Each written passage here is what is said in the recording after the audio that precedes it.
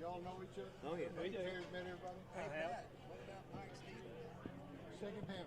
Oh, there's two Y'all panels. made the snake. If y'all want to talk about Mike, then you stay up here and talk about Mike. Well, shucks. Can we can say something about Johnny while we're here, and I mean not just a story, but just brag on him a little.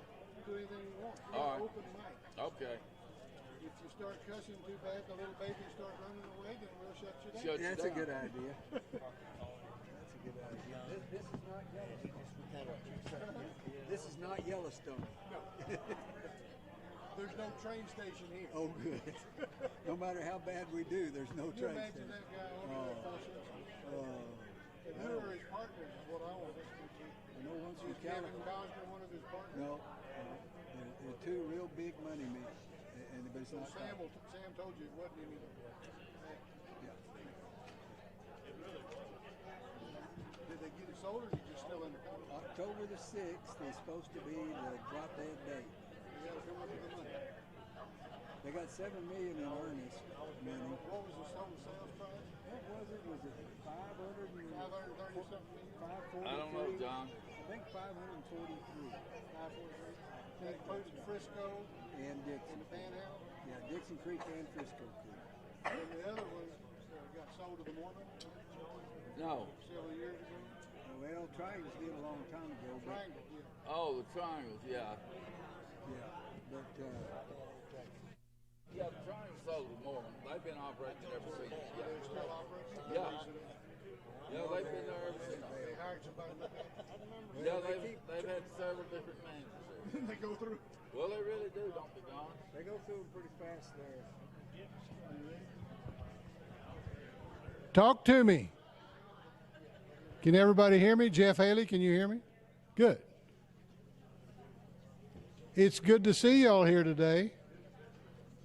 Thank you for being here to the 21st effort at this fall gathering storytelling. From the days when we started with 2 8-foot folding tables in the backyard across the street, we're here today with 20 nearly 20 years worth of audio recorded storytelling. This really is one of the reasons we do this, for the oral history factor of this. For those of you that don't know me, my name is Pat McDaniel, and I'm very fortunate to have been in this position here for 26 years this last year.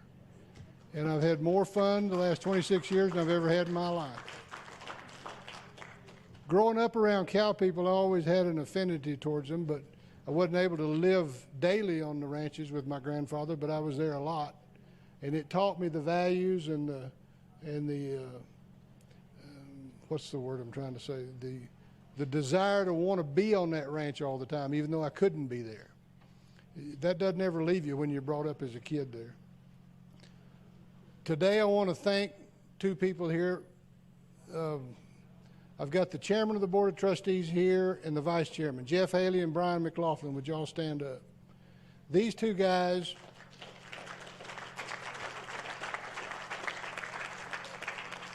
the library is an unusual institution. It only has 5 trustees, and you either die or you resign. And so I've had very little management change over the last 20 some odd years, and that makes my job very easy in the nonprofit world. And we are a true nonprofit. We don't spend a dime here that somebody didn't give us. We don't have any money that's come in from any government funding or tax revenue sources anywhere, any kind. I was never allowed to do that by the day I started, and I'm not going to be allowed to do it after I'm gone.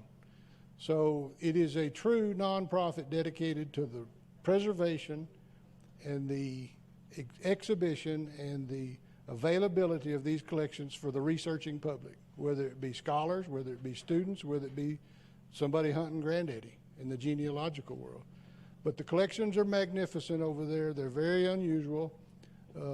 Those people that have been into it, like John Welch and others, can tell you there's things in there that you wouldn't begin to believe you could find here, what Mr. Haley put together. A little bit about the order of the day. We're going to have this storytelling panel.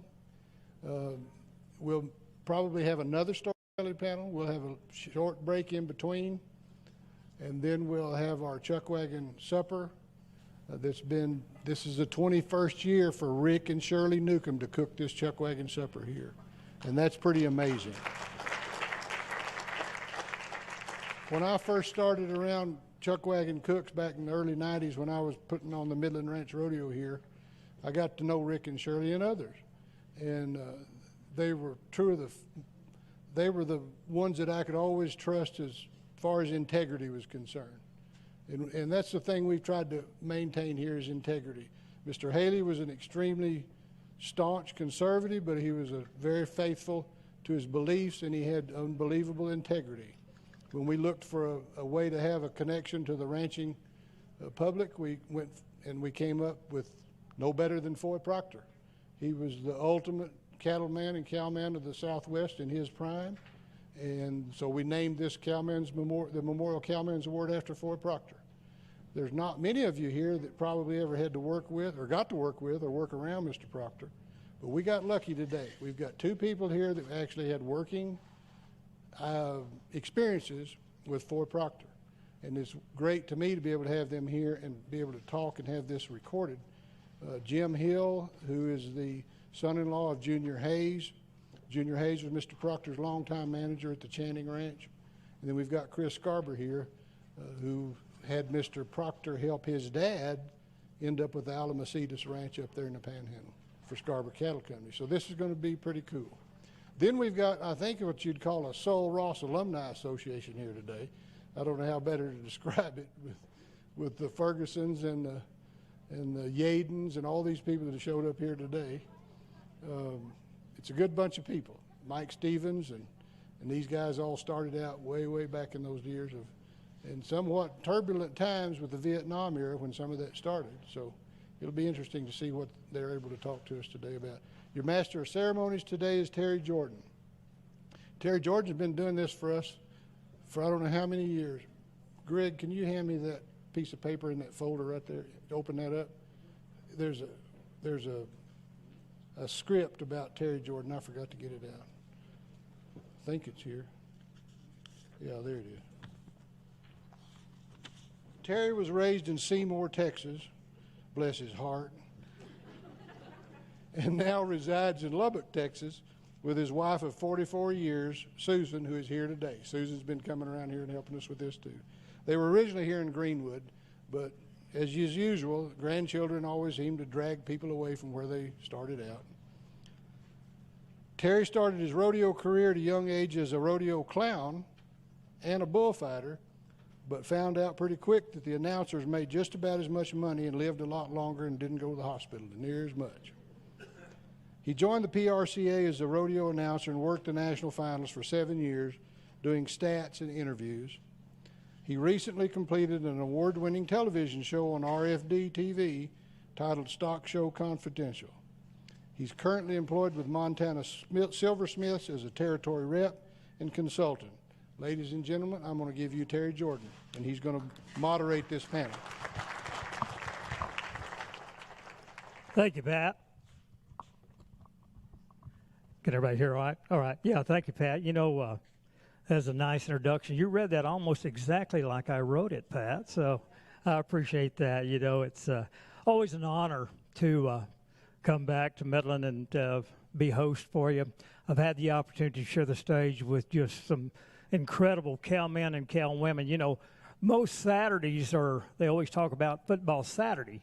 Well, today it's about cowboys and cowgirls and ranching and family, faith, and friends. So if you have not met someone here today, be sure to introduce yourself, and that's the way we become lifelong friends. It's, as Pat told you a moment ago, I'd been married, or have been married for 44 years, and a guy asked me one time, he said, what do you attribute that to? And I said, well, 44 years ago, she and I decided that I would make all the major decisions, and she would make all the minor decisions. And in 44 years, we have not had a major decision won. So that's how we get along. But again, thank you all. Glad you're here. Hope you have a great time today. And I tell you, we're going to start off, and I'm going to go, let's see, who do I want to call on first here? Which guy wants to jump up there and talk? Me. You want to, Chris? All right. Chris, you're on, and I know that you had the opportunity to grow up right in this neighborhood here and knew the Proctors. So you guys, I'm going to turn the stage over to y'all, and y'all just go ahead, and you're already mic'd up, I believe. Okay, good. Huh? But anyway, Nope, you're going to have to do this because you just got up. okay. Is that good? Is that good? All right. This is Jim Hill, Channing, Texas. Real good neighbor of ours and has been for a long time. And his wife, Kathleen, the daughter of Junior Hayes. And he looked after the Petarosa in the Panhandle. And we got a few stories we want to tell. But the main thing is we knew Mr. Proctor real well. I mean, I was young, but he would call me when I took over the ranches, and really, I mean, I'll never forget. There's one thing Mr. Proctor did that I don't know if everybody knew this, but he said, Chris, why don't you breed a black bull to those Hereford cows? He was the first man in the West Texas, unless y'all can prove different, and he was up in age. I mean, a lot of people there don't change. They just don't change. And so I started breeding these bulls, and man, the calf, the meat, the whole thing was just a little bit better, and but he started that, and but he used to gig my dad, Clarence, and he would say, Clarence, how much you get for your calves? And Ford Proctor always said Dad would tell him. He got to where he wouldn't tell him because Mr. Proctor always 25 cents more, and then also he would come over when we weighed calves. And I think, Jim, you came over, and Kathleen, but he wanted to know exactly what they weighed. Now, we didn't know what Mr. Proctor's calves weighed, but he wanted to know what Dad's calves weighed. So he could tell him right there that, Clarence, I got you beat. Oh, man, Dad just. But anyway, Mr. Proctor was one of the finest men, if not, I mean, he was one of the most sincere, loving, giving, caring man that you'll ever know. And he loved young people, and that was awesome. But Jim, you got something? Well, the best thing I can say about Mr. Proctor, he was a cowman and a cowboy. He appreciated good horses, good cattle, and like Chris said, he was quite a good guy.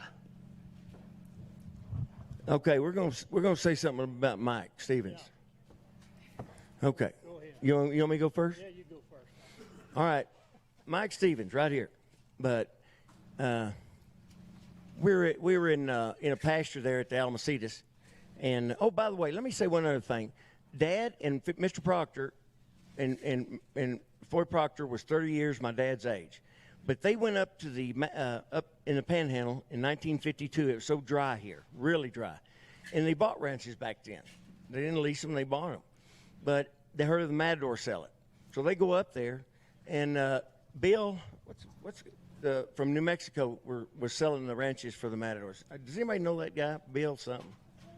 Well, anyway, they met at Tascosa, just south of Channing, north of Vega, Texas, and he showed them the Kinsabi, and it's where the river ran through. And my dad was 27, and Mr. Proctor was 57. And my dad would talk to his mother. He was an only child, and his dad had passed away, my grandfather. And Ruth Cowden, my grandmother, my dad's mom, said, Clarence, we don't want any of that river. I mean, she was a cow person herself, I mean, big time. But he said, we don't want any of that river. He said, well, Mom, they're showing me north of here, and Foy thinks he can handle that, the Petarosa. But he said, just keep prodding them. So the next day they go out. He said, you got anything else? And so he said, yeah, but it's $30 an acre. See, all the Matadors sold for $25 an acre. But the Almacetus was $30 an acre. So they cross the deal, see all the springs, see the Romance, and then the rolling hills, and then they see the flat up on top. And that's the ranches. They were both together when they bought those ranches. All right, Mike Stevens. Oh, Mike? Oh, I've got a good story about Mike. We were over there at the Scarborough pasture, had a big herd towed up. Mike was in there getting the drives, working them. And we'd been there quite a while. And I finally told Mike, I said, Mike, you're going to have to hurry up or one of these cows is going to start calving. Well, he didn't believe me. Sure enough, one did. Right there in the middle of the herd, and he had to ride by her. So.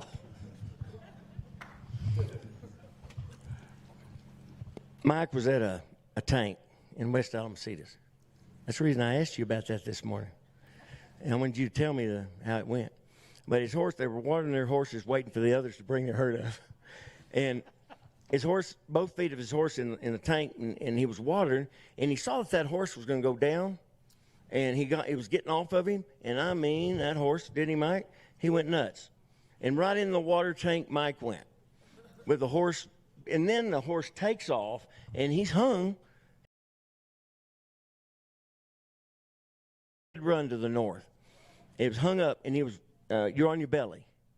Were you on your belly? Yeah. Yeah. But, all right, since this guy, he's built like a Hercules, but what I'm saying is he got over that, and now it's funnier than ever. Oh, get out. Because you're all right. You're all right. You got anything to say? Yeah, I did. When we went over the little hump, which is supposed to be a dam, I realized what was going on. And I don't know what I said, but I know who I was talking to. And I can't listen to it. Yeah. That's awesome. Oh, anybody knows Mike? Huh? Yeah, I want to say this. Pat McDaniels, I mean, you're an awesome guy. And the trustees, Brian and Jeff, and it's just a good organization. We really appreciate it. Brian, wow. How are you trustee? I'm just kidding. Thank you, Chris. Let's go down to the end down here. Tom Morehouse. I had the opportunity to watch you about, I'm going to say 1976, 77, 78, somewhere right in there at Wichita Falls, Texas, at the Texas Ranch Roundup. And if you were to look in the dictionary for the definition of cowboy, his name ought to be right next to that, because I saw him ride a bronc down there, and that bronc was coming right down the fence line, and he just reached over and grabbed the pole and pulled himself off. He didn't need a pickup man. But tell me about, between the ranching and going to those ranch rodeos, what was more fun for you? Was it working at the ranch, or was that an escape to get away and get to meet some of your other cowboy buddies and a little competition, I guess? Well, we didn't go anywhere much. You know, we didn't get out much. And so when that was the first ranch rodeo that there ever was at Wichita Falls, Texas. And they asked us, which we weren't one of the big ranches, and we were real tickled that we got to go. And Mike was with us, and several guys there that had been with us a long time, and we got along pretty good, and we really enjoyed going, and we talked about it before we got there and after we got home, and Mike and I always rode the broncs, and Benny Butler furnished the horses, and they were really bucking horses, but we got by pretty good with them, and then Mike was a good roper, and so that helped us on the roping part of it, and so we had a good time and met a lot of friends, and it was for a worthy cause. It was for the rehabs, North Texas Rehab and the rehab out here at San Angelo.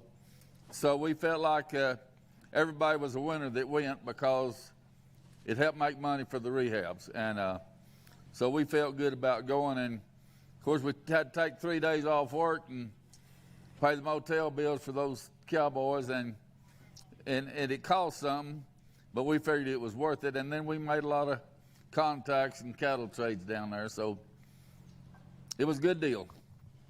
How many times did you win the bronc riding there at Wichita Falls? How many years? Yeah. About 12. 12. I And quit, then, quit when I was 40 or 41. That was my next question. How old were you when you got on your last bronc? 40 Yeah. or 41? Yeah.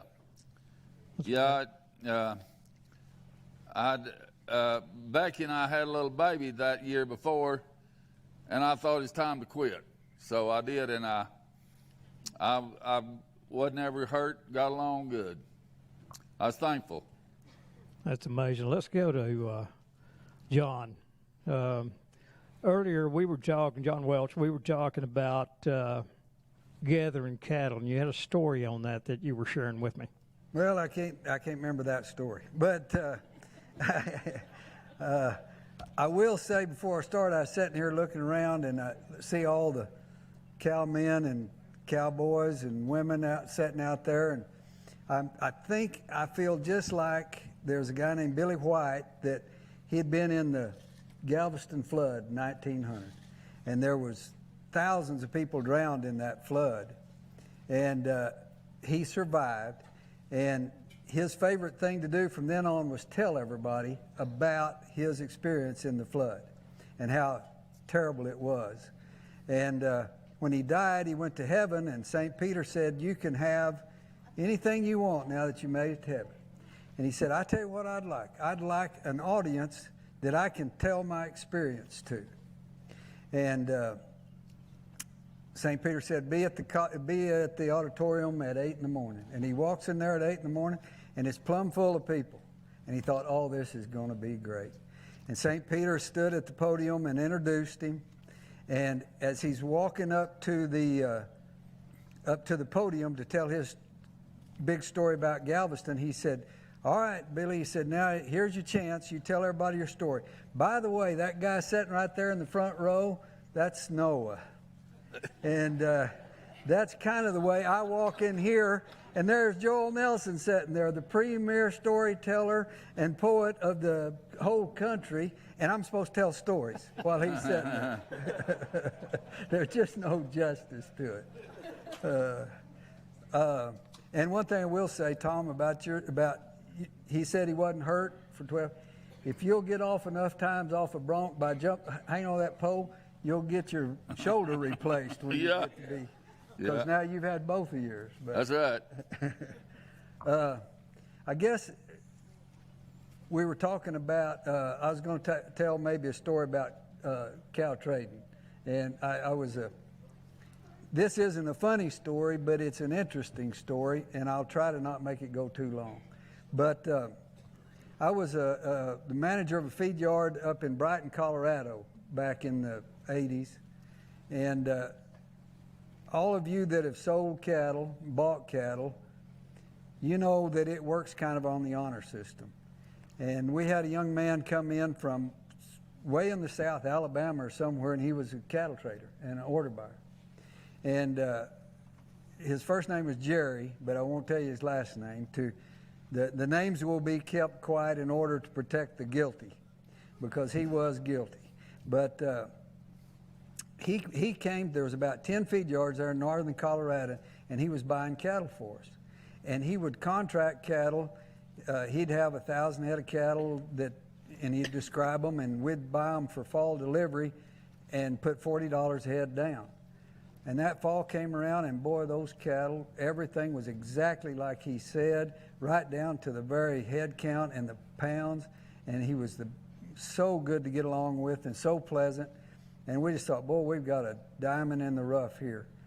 And all the next year we bought cattle from him. Well, we started contracting those cattle again, and we had lots and lots of cattle bought from him, right at 80,000 head between the 10 yards.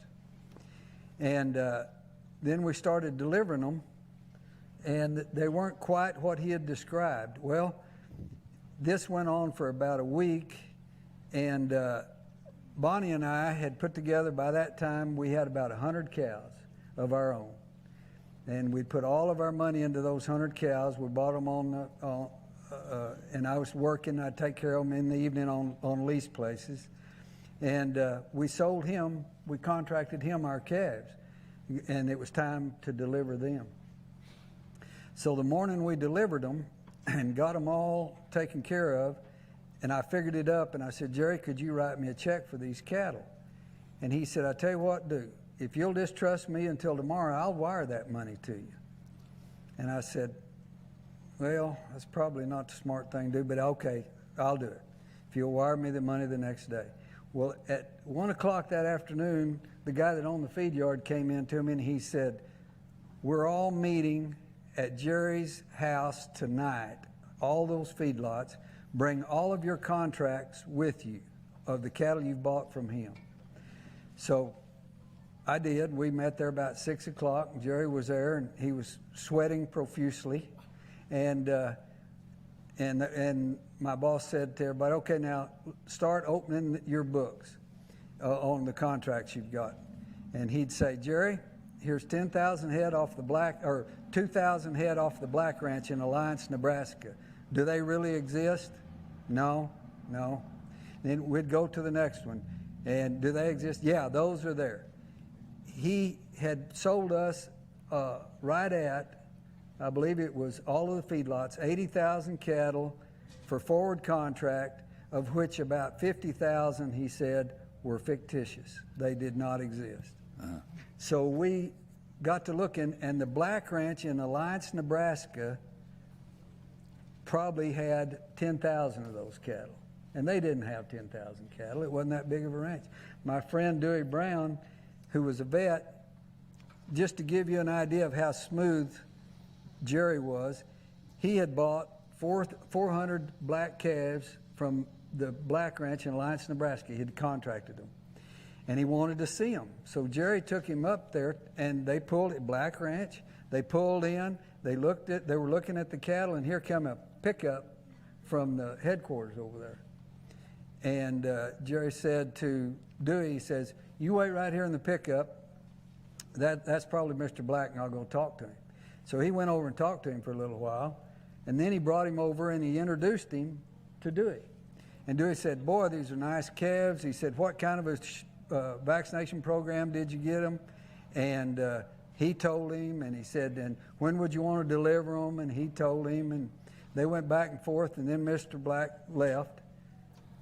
This guy was so smooth and so calm under fire. He told Mr. Black that Dewey had just come to look at the cattle and might buy them at some point. He told Dewey that Mr. Brown knew he had already bought them, and he was just describing what he had done to them. At any point, either one of them would, if Dewey would have said, well, I'm glad I got these bought, or if the other guy would have said, boy, I'm sure tickled you bought these cattle, the jig would have been up. But he handled that so smooth. So we sat there and we went through all of these figures, and I'm sitting there, and all I can think about is Bonnie and I delivered him 100 of our every calf we own, from everything that we had put together, and they're gone somewhere, and I'm so stupid that I let them go without getting paid for them. I thought, it's all over. Well, the next morning, my banker called me, and he said the money for those 100 calves just came in. And I thought, bless his heart, he took care of me on this deal. Well, about 3 days later, this banker from Boulder came into my office at the feedlot. He said, John, you can't have that money, and I tell you why. Jerry came in and was so smooth that he talked us into wiring money that he did not have, saying he'd have it the next day.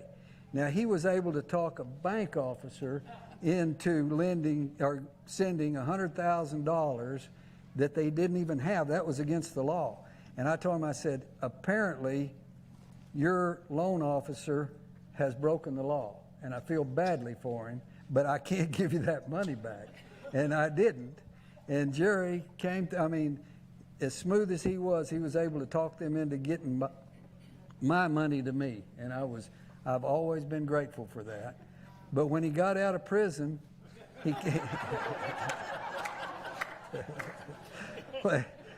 when Jerry got out of prison after this was over, he started a firewood business there in Longmont, Colorado. He's selling firewood. And somebody said, oh, Jerry's back there and he's selling firewood. Would you do business with him?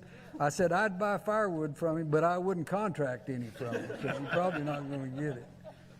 But that was and just to finish up, I will say this.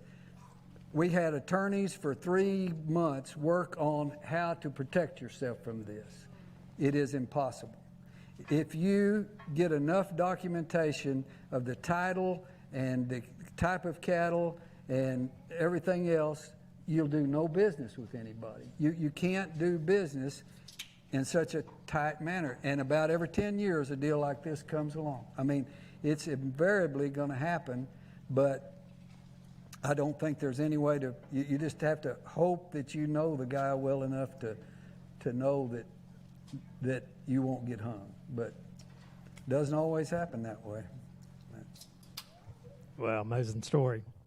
Johnny, let's go to you. Tell me, what do you see are the biggest changes right now going on in the ranching industry compared to maybe 5 years ago or 10 years ago?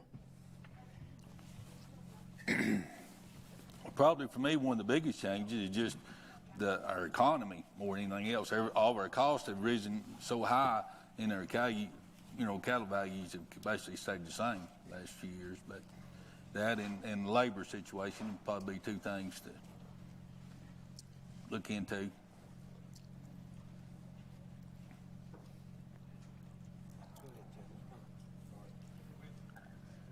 It's your turn to talk now.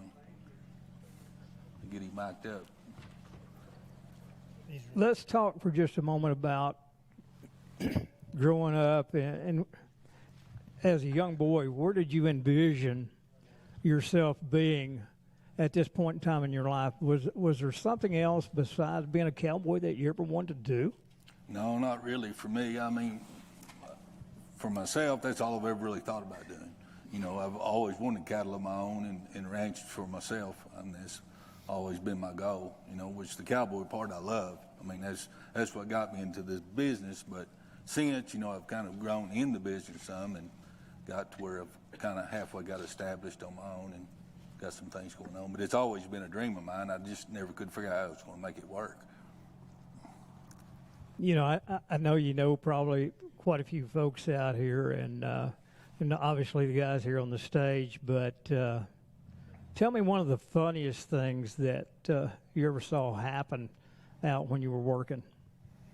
Oh, I've seen quite a few things. I'm not a big storyteller, so I always say in order to be a good storyteller, you can't always tell the truth, or your story's pretty dull, so that's kind of the way I am.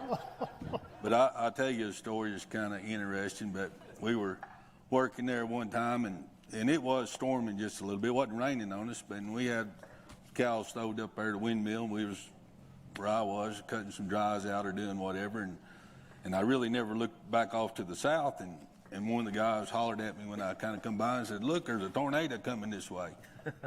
And it really was a tornado, and it was on the ground, and I said, "Oh, hell, it's going the other direction, we'll be all right." So we just kind of kept on about our business till we got done, but anyway. Chris, take me back to your childhood, growing up and following in your granddad's footsteps.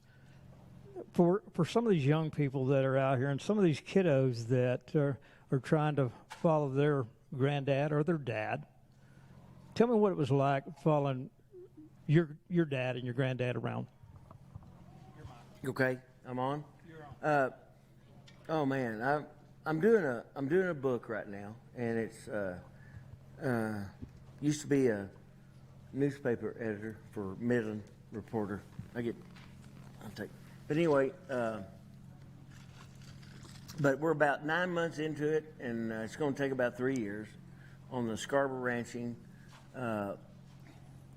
heritage through 5 generations. I'm number 4, but growing up in that family is my dad was a very strong, verbally man.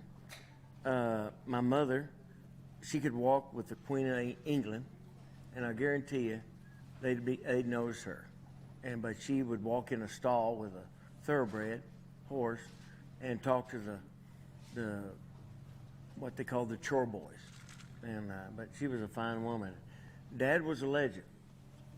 He had a way about him that just, man, he got everything at 17. He was 17 when his dad died. And So it was just him and his mother. And the government gave him a deferment not to go to World War II. And Dad said, no, I'm going like everybody else. So he went for 3 years in the Navy and came back to, it's not, when I talk about things, my dad told me, he said, son, if you ever use your name or get in the paper or get on TV, I said, you better not come see me because I'm going to whip your you know what. But anyway, growing up back then was awesome. I mean, you know, there was I want to tell a story about a Flop. Did anybody know Flop Roberts? Oh, yeah, there you go. But Flop was a cowboy's cowboy. I guarantee he was a straw boss. He managed the ranches for Dad. Only one he didn't manage was a sheep ranch in Artesia, New Mexico. But anyway, he was a mentor to me. I mean, I went everywhere with him, high school, then college, and out of college, and he was so unique. He told me, he said, Chris, if you can't do what these cowboys are doing out here at this ranch, you don't need to be running this thing. So I worked hard to do what they could do. Rope a bull, see him coming up the rope a cow, know how to handle them. We never had to rope much, though. But I'm just saying, if we did, you know, tying something down, you know. But anyway, I want to tell a story about John, my son. He's the meat you're eating tonight is catered. Is that right, Pat? The brisket is catered by Midland Meat Company. But John came to me about 10 years ago. We got the Alamocitas Ranch division of the Matadors, and up in the Panhandle, and then John's able to keep the North Curtis, which is 16 miles north on 349, and we had that ranch since the turn of the century. We sold it to Pioneer, old company, but beautiful ranch. I mean, when the grass is good, it's as stout. In fact, it's part of that C Ranch, the Proctor Ranch, the Maybes, the Birds. You know, a lot of history right there, and the Holtz. But anyway, John, he called me about 10 years ago and said, Dad, you're breeding those those first calf heifers to Jersey, and you want a small calf. I said, yeah. He said, how much deduction you get? I said, $20 hundredweight.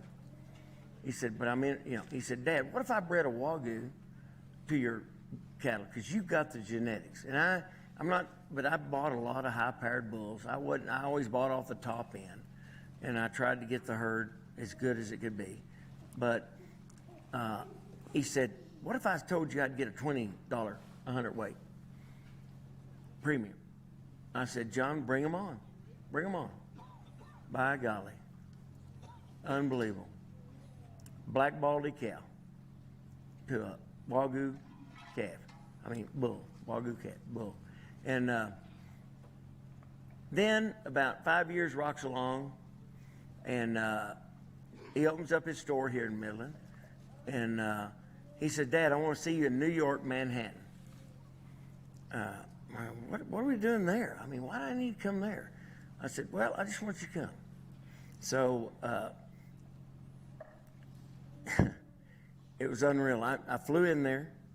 He said, Dad, see, all along, I've always told John and my girls, and I've got great girls that do real estate, just graphic design, a lot of things. Real proud of them.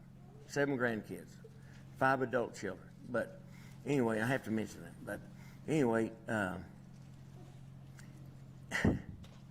couldn't believe it. John said, Dad, I want to meet you at Danielle's in New York restaurant.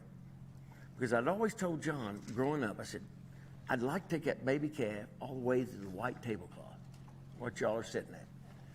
And I met him at Danielle's. I walk in, and Danielle's is probably one of the 10 most famous restaurants in the world in Manhattan. And I open the menu, and I see Scarborough ranch beef, Wagyu beef. And I look up, he's looking right at me. He said, Dad, is this white tablecloth? Oh, man. You know, I'm emotional, and it really got to me. I thought that was the most awesome thing. So, anyway, I want to tell a story about Flop. Flop and I, we spent so much together that Dad talked to me every night for at least minimum 2 hours. But Flop and I would be out the ranch doing things, and when we got through that day, we had to get our story straight because Dad was going to call Flop first and me second. No, we had to get it straight. 2 cows, we had those open top trailers, and we were one of the last that got a closed trailer. You know how that goes. We were one of the last that got an air conditioner and a pickup. I mean, we were the last. And so, anyway, the same day we were loading those drives over here on the other side of International Airport, and by golly, one of them jumped out and broke its leg, and we had to put it down. Every time they jumped out, they would hang up. And then we had a second one.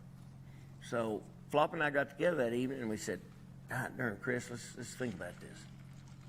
What we're going to tell Dad, his boss. And but we got our story straight. So he talked to Flop, and he called me. He said, Chris, how did that go? You know, he knew right there what happened. And I said, you know, Dad, it went fine. We had a little problem. Oh, what's that?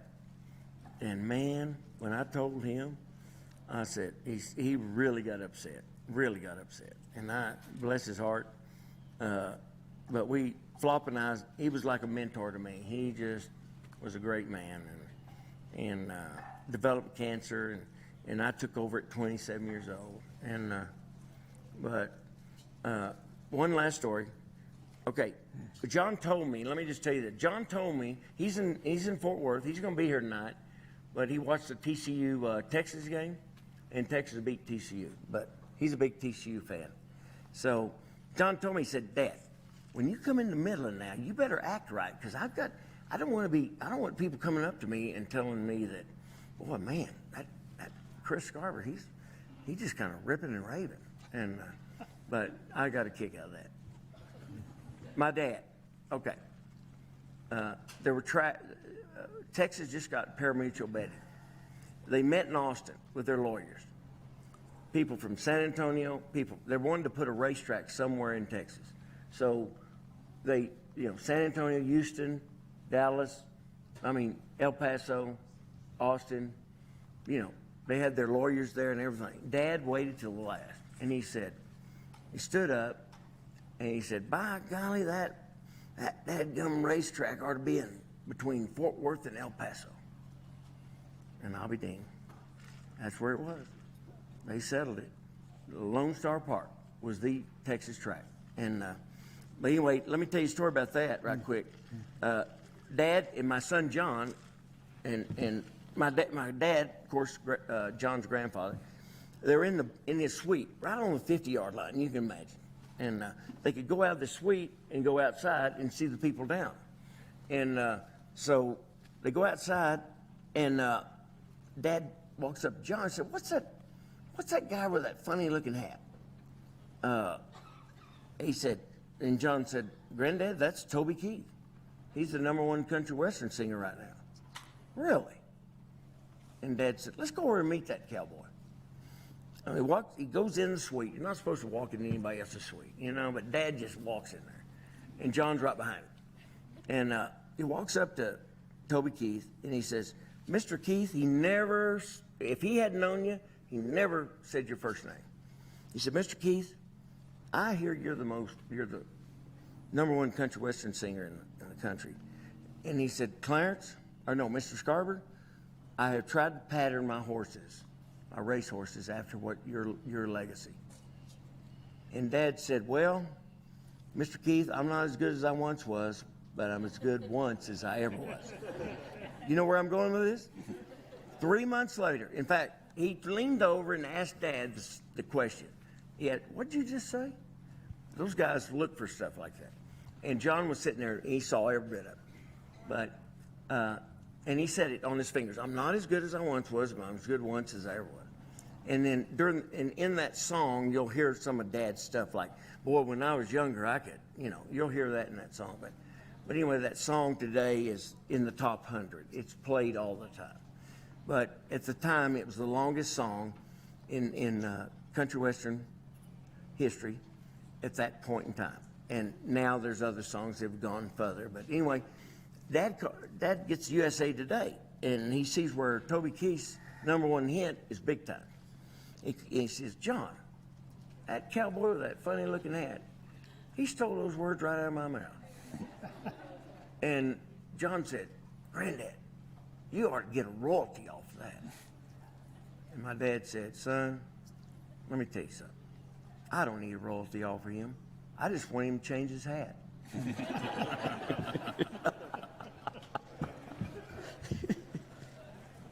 That was going to be my question. If he did get royalty, knowing your dad, that would have been something that he would have asked for. Let's see. Let's go back down.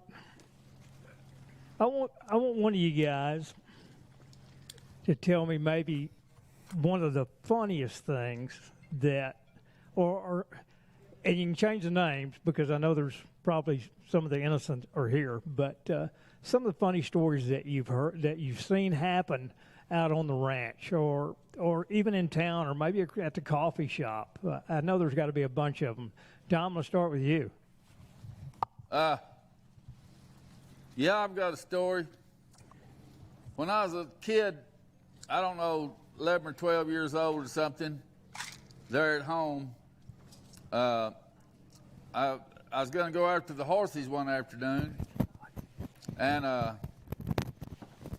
so I got on the horse bareback, and I didn't have any shoes on.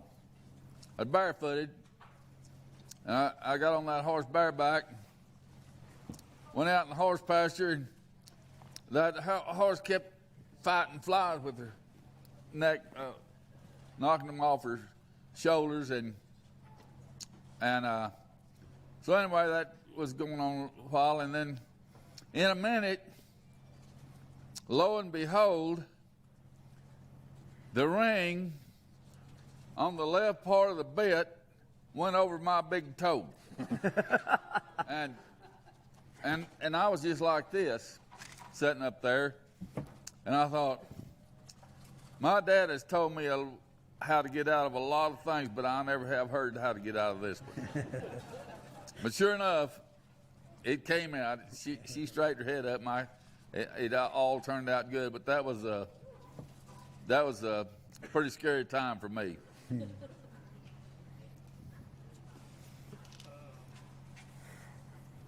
John? Let's go to Johnny. Uh-oh. I think you need to go back to John Wells. Oh, no. He's storyteller. Yeah.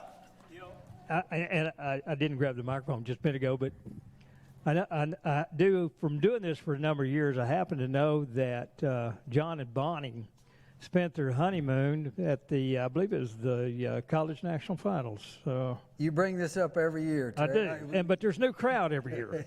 Yeah, but Bonnie's here every year. That's the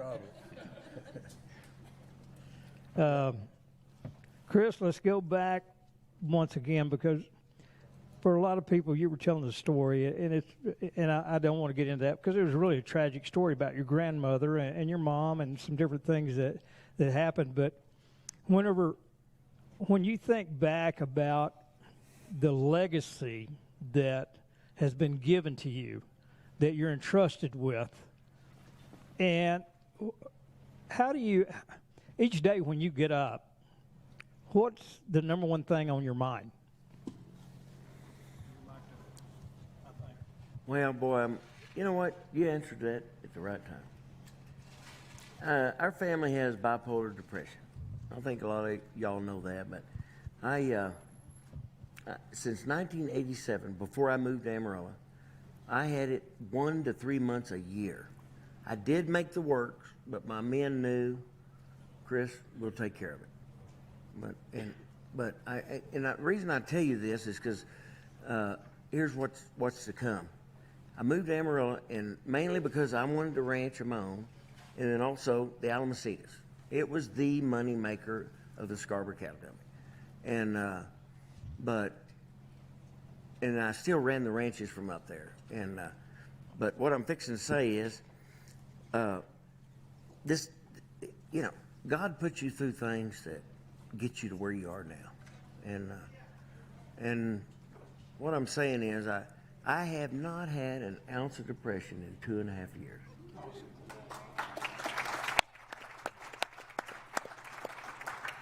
Depression, the bipolar depression, I'm telling you, you can get as low as you want. I mean, or you can get high. I would get high. In fact, I apologize to y'all. The last time I was here, I was high, and I'm telling Pat McDaniel this. But the first thing I said out of my mouth is there anybody want to date tonight? No, that's wrong. That's wrong. That was terrible. I feel bad about it. I apologize. That's sad. But I'm just like this. No more highs and lows. And like, Brian, listen, if you don't know me yet, I mean, I'm joking when I said I would never put you down. He's one of the best friends because he's right next to John at his meat market. And we get to see each other every once in a while. But I always think back what I say, and I don't want it to be. But anyway, all right. I don't have dementia, I promise. All right, hold on. I do. Okay. So, help me out here. I'm as lost as you are. But anyway, John Namey will be here tonight, but I think the brisket, I'm pretty sure it's Midland Meat Company. How did he decide that? I don't know how many people have been in there, but if you go in, they do have some of the finest meat I've ever had, but they always ask you, do you want potatoes? And he must have a really good deal with the potato guy someplace because they give free potatoes away. He gives those potatoes away, yeah. And John's a real good-hearted man, and he wants to do what's right, and he's a giver. He'll give what, he ends up giving people things. And I'm going to talk to him about that next time I go into meat market then. But he told me to behave. Yeah. Because he said, Dad, listen, you can ruin. And I said, John, don't worry about it. I'm not going to. But anyway, I wanted to, what was that about? Golly. You think about it for a minute, and John was down there, and he was holding his hand up, and so you made him think of something. You were asking about funny stories, and I've got one of my dear friends we partner with in the cattle business, ranches at Crow Agency, Montana, right east of the battlefield, and his name is Dave Miller. And if there isn't any other funny story, you can just tell any Dave Miller story. And the one I'd like to share with you is when we all lived in Castle Rock, Colorado. I had an office there, and it was in the second floor of a building right across from the courthouse. And Dave, before he moved to Montana, was ranching down there in Castle Rock. And he was running a bunch of feeder heifers, and the neighbors' registered Charolais bulls would jump that fence and breed those heifers. Well, he finally had them preg checked and aborted all those heifers. And the next morning he comes out and there's 2 Charolais bulls in those heifers. And so he called the fella again and he said, Charlie, I'm sick and tired of these bulls being in my heifers, and I just paid a vet to come out here and give them all a Ludolase shot. And as Charlie Henderson just said, I'm tired of your whining, and just hung up on him. Well, we're sitting in the office the next morning, and the phone rings to talk, and one of the guys that was working for me is a guy named Jim Mates. And Jim answered the phone and said, hey, Dave, how you doing? No, Dave, I don't think I'd do that. Dave. Then he comes in my office and he says, just look out the window here. So in about 5 minutes, Dave pulls up in the courthouse, the Castle Rock courthouse parking lot with his pickup and trailer, about a 20-foot long gooseneck trailer. And he walks around to the back gate, and I think, he starts opening, I think, why is he unloading a saddle horse right here in the middle of town? And he opens that gate back, and a big old Charolais bull comes out. and another one, and another. 6 head of Charolais bulls downtown Castle Rock, loose in the parking lot. And he just shoves them over there a little bit on foot out there onto the lawn. They start grazing on the courthouse lawn. He drives off in his pickup, and in a few minutes he comes walking up the stairs to my office. I said, Dave, what's happening here? And he said, well, old Charlie insulted me last night. And he said, I laid there all night thinking about what I was going to do this morning. So he got up and he loaded those bulls, and he brought them into town, and he turned them loose there. And I said, now what's going to happen? He said, well, when Charlie comes in here to load those bulls, I'm going to go down there and whip him because he insulted me last night. So we're sitting there waiting, and Dave says, boy, I just thought of something. His hired man, Dwayne, is a big old boy. I hope he doesn't show up. Here comes a pickup and trailer, and Dwayne steps out, and he is a big old rough guy. I said, Dave, now what?